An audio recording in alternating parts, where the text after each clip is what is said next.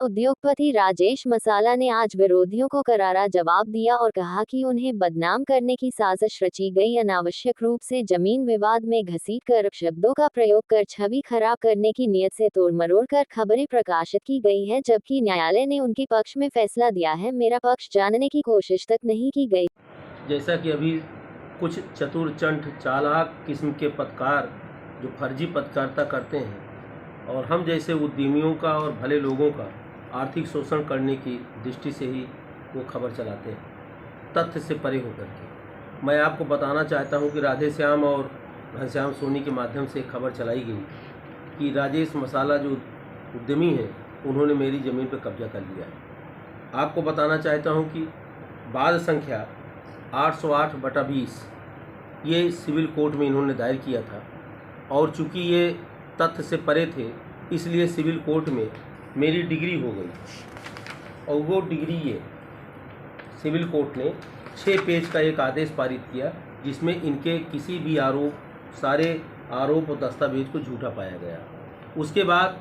उस आदेश के खिलाफ ये डिस्ट्रिक्ट जज के यहाँ गए और डिस्ट्रिक्ट जज ने मामले की सुनवाई की और सुनवाई के उपरांत 6 पेज का एक आदेश पारित किया और मेरे पक्ष में डिग्री दी और डिस्ट्रिक्ट जज ने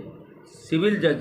के आदेश को सही पाया और ये स्पष्ट लिखा कि सिविल कोर्ट द्वारा कहीं भी किसी भी तरीके की कोई चूक नहीं की गई है और विधि परीक्षण करके जो निर्णय दिया गया वो सही है। तो मैं आप लोगों के माध्यम से ये निवेदन करना चाहता हूँ सरकार से कि योगी सरकार ने अपराधियों और बंदूकधारियों के ऊपर तो अंकुश पा लिया जो व्यापारियों और भले लोगों का शोषण नहीं कर पा रहे हैं, लेकिन इस तरीके से जो फर्जी पत्रकारिता करते हैं और जो आर्थिक शोषण के नियत से ही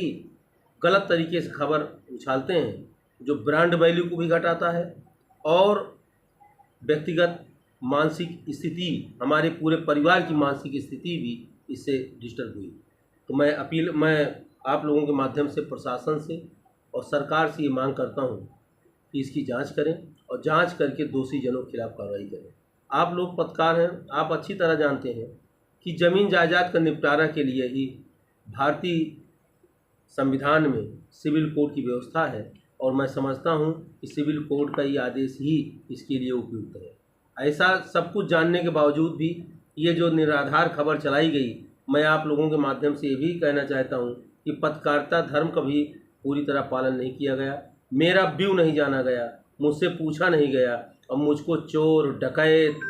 बेईमान क्या क्या शब्दों से नवाजा गया। इसके लिए मैं आप लोगों के माध्यम से प्रशासन से बार बार अपील करता हूँ कि इनके खिलाफ कठोर से कठोर विधिक कार्रवाई की।